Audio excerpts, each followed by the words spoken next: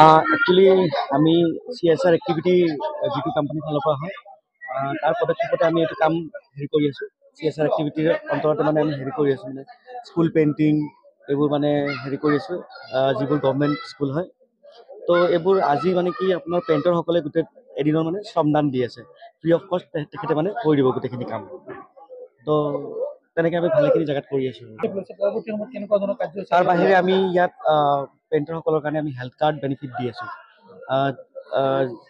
তাত মানে কি হয় আপোনাৰ 1 লাখ টকালৈকে মানে বেনিফিট পায় হেল্থ ইঞ্চুৰেঞ্চ যিকোনো বেমাৰ অলপ বিৱৰি ক'ব বিচাৰোঁ।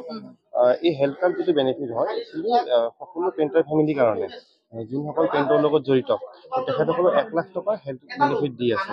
তো ইয়াতে 1 লাখ টকাৰ নিজৰ লগতে নিজৰ ফেমিলি আৰু বাচ্চা দুটাক কাভাৰ মানে আহিব অন্তৰ্ভুক্ত হ'ব এই স্কিমৰ জৰিয়তে।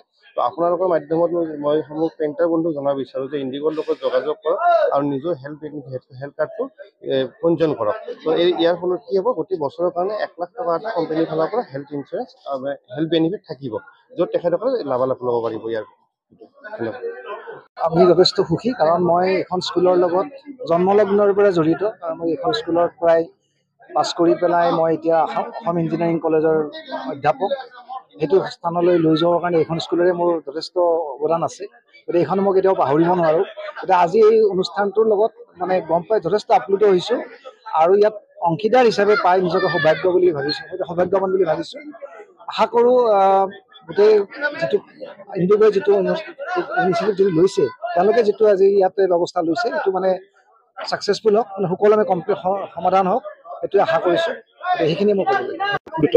সঁচাকৈ আপ্লুত। আচলতে কি ইণ্ডিগো যোনটো তেওঁলোকৰ সেৱা যোনটো কয় আপোনাৰ ইণ্ডিগো সেৱা উৎসৱ বুলি তেওঁলোকে যোনটো মানে অনুষ্ঠানৰ আয়োজন কৰে, এটা অঞ্চল বিশেষে কোনোবা এটা মানে যোনটো আমাৰ কেম্পাছ